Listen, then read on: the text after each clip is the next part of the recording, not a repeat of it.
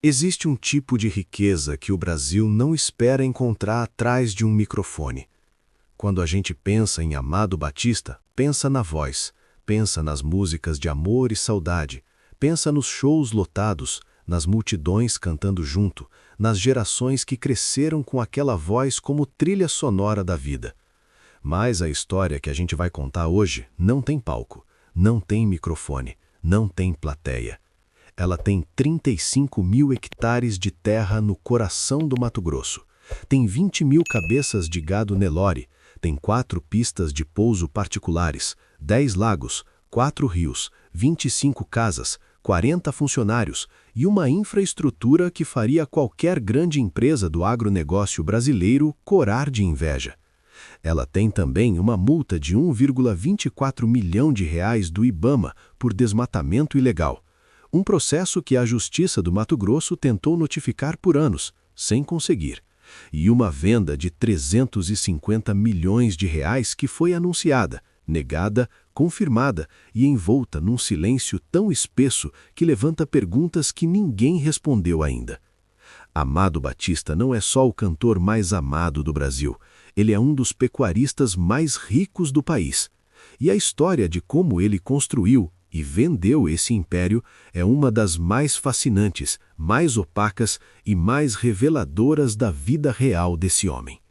Fica com a gente, porque essa história tem camadas que a mídia não juntou ainda, e quando você ver tudo junto, vai entender por que essa fazenda era muito mais do que uma propriedade rural. Era um segredo que durou décadas. Para entender o tamanho do que Amado Batista construiu no Mato Grosso, você precisa entender primeiro de onde ele veio. Davinópolis, Goiás, uma fazenda pobre no Cerrado. Um menino caçula de 8 irmãos que perdeu o pai cedo e foi parar nas ruas de Goiânia catando papel para sobreviver. Esse é o começo da história. Mas o começo da história tem um detalhe que muita gente esquece de mencionar. Amado Batista nunca foi do tipo que gasta o que ganha. Desde os primeiros shows, desde os primeiros discos, desde o primeiro cheque que a fama colocou na mão dele, ele investiu, comprou terra, comprou gado, olhou para o Cerrado e para o Mato Grosso com os olhos de quem cresceu na roça e sabe o valor que a terra carrega. Enquanto outros artistas da sua geração gastavam com carros, mansões e estilo de vida, Amado Batista comprava fazenda, silenciosamente, metodicamente, sem alarde. A fazenda AB, batizada com as iniciais do seu próprio nome, foi sendo construída ao longo de décadas em Cocalinho, um município pequeno no nordeste do Mato Grosso, a quase 1.000 quilômetros de Cuiabá, às margens do rio Araguaia.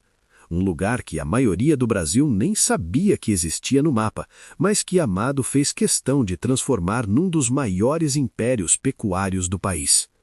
O tamanho do que ele construiu ali é difícil de imaginar. 35 mil hectares. Para você ter uma ideia, as fazendas AB de Amado são 6 vezes maiores do que a Talismã, a famosa propriedade do cantor Leonardo, que por si só já é considerada uma das maiores fazendas de um artista no Brasil. 6 vezes. Dentro desse território que parece um país dentro do país, 4 pistas de pouso para aviões particulares, porque um avião só não dava conta do tamanho da propriedade. 10 lagos, 4 rios, 2 córregos, 68 poços artesianos com energia solar, 72 bebedouros solares, sistema de comunicação por rádio cobrindo toda a extensão da fazenda, piscinas, sauna, campo de futebol, uma casa com 4 dormitórios, outra com 11 quartos, sendo 5 suítes. E o coração de tudo, mais de 20 mil cabeças de gado Nelore, a raça mais valorizada da pecuária brasileira. Um rebanho que gerava por ano uma renda estimada em até 120 milhões de reais só com a venda do gado. Só com isso, sem contar a música, sem contar os shows, sem contar as outras fazendas que ele mantinha em Goiás. Amado Batista havia construído, longe dos holofotes, um império que poucos artistas brasileiros ousariam imaginar. E ele havia feito isso em silêncio, do jeito que fazem as pessoas que aprenderam desde cedo que quem fala muito sobre o que tem costuma perder o que tem. Mas o silêncio, com o tempo, começou a rachar. Cocalinho fica na região do Rio Araguaia, e o Rio Araguaia, nos últimos 30 anos, virou sinônimo de uma das maiores crises ambientais do Mato Grosso. A pecuária avançou sobre a vegetação nativa com uma velocidade que os órgãos ambientais mal conseguiam acompanhar. Fazenda após fazenda, o cerrado e a mata quiliar às margens do rio foram cedendo espaço para o pasto, para o gado, para o negócio que movia a economia da região. E nesse processo, que envolvia centenas de proprietários rurais, grandes e pequenos, o IBAMA foi chegando, com fiscais, com multas, com processos. Em 2014, chegou a vez de Amado Batista. O Instituto Brasileiro do Meio Ambiente autuou o cantor fazendeiro por desmatamento ilegal na sua propriedade em Cocalinho. A multa chegou a 1,24 milhão de reais, um valor alto para qualquer padrão, mas que diante do patrimônio de Amado era apenas uma fração do que ele havia construído. O problema não era o dinheiro, era o que vinha depois do dinheiro. Porque quando o IBAMA multa, a justiça se movimenta. E quando a justiça se movimenta, ela precisa notificar o autuado, precisa de assinatura, precisa de presença, precisa de alguém que esteja lá quando o oficial de justiça bate a porta. E Amado Batista nunca estava lá quando precisavam. A agenda de shows era o álibi perfeito, não calculado, mas eficiente. Um homem que faz 20, 25 shows por mês, que está sempre em outra cidade, em outro estado, em outro palco, é um homem muito difícil de notificar. A justiça mato-grossense tentou, os processos corriam, mas o notificado continuava cantando pelo Brasil afora, inacessível para os trâmites legais que tentavam alcançá-lo. Cocalinho, ao mesmo tempo, entrou para os noticiários do agronegócio como um dos municípios com maior índice de desmatamento de todo o Mato Grosso. E o nome de Amado Batista, que ele havia construído no Cerrado com tanto cuidado e tanto silêncio, começou a aparecer em listas que ele certamente preferia não integrar. A lista das mais de 4.600 pessoas físicas e jurídicas que receberam multas milionárias do IBAMA por desmatamento nos últimos 25 anos. E foi exatamente nesse cenário de processo ambiental em aberto, de justiça que não conseguia notificar, de uma propriedade num município que havia virado símbolo nacional de desmatamento, que Amado Batista tomou uma decisão. Ele colocou a fazenda à venda. A notícia de que Amado Batista estava vendendo a fazenda Abé não chegou ao público de uma forma organizada. Não houve press release, não houve entrevista coletiva, não houve nota oficial da assessoria. Chegou do jeito que as grandes notícias costumam chegar quando alguém está tentando evitar que elas se tornem grandes notícias. Pelos bastidores do agronegócio, por corretores de imóveis rurais, por sites especializados em compra e venda de fazendas, por pessoas que viram o anúncio antes de qualquer jornalista. E quando a notícia chegou, chegou grande. 350 milhões de reais, de porteira fechada, pagamento à vista, gado incluído, maquinário incluído, tratores incluídos, pistas de pouso inclusas. Tudo o que Amado havia construído em décadas de trabalho silencioso à venda num único pacote para quem pudesse pagar. O Brasil reagiu da forma mais previsível possível, com descrença e com curiosidade. Quem compraria uma fazenda desse tamanho? Quem teria 350 milhões disponíveis para pagar à vista? E por que Amado Batista, que havia construído aquele império como a base da sua segurança financeira, como um investimento de uma vida inteira, estava abrindo mão de tudo de uma só vez? Em 2024, quando os rumores voltaram com força redobrada, o valor havia escalado absurdamente. Algumas fontes falavam em 800 milhões de reais, mais que o dobro do preço original. A internet foi ao delírio, as redes sociais explodiram com especulações. Foi nesse momento que Bruno Batista, o filho de Amado que havia sido descoberto por DNA e que hoje gerencia parte dos negócios do pai, foi a público colocar um freio nos rumores. Em entrevista à Globo Rural, Bruno foi direto. A fazenda não estava à venda, estava registrada em nome do pai. As operações continuavam normalmente. Qualquer informação diferente disso era fake news. O Brasil respirou, ou fingiu respirar.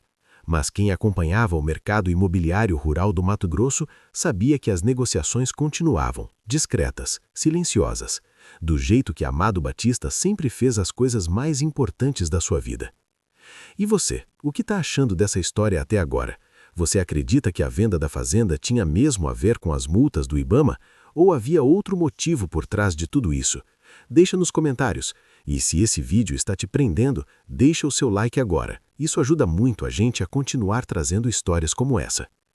Em março de 2025, a venda foi confirmada.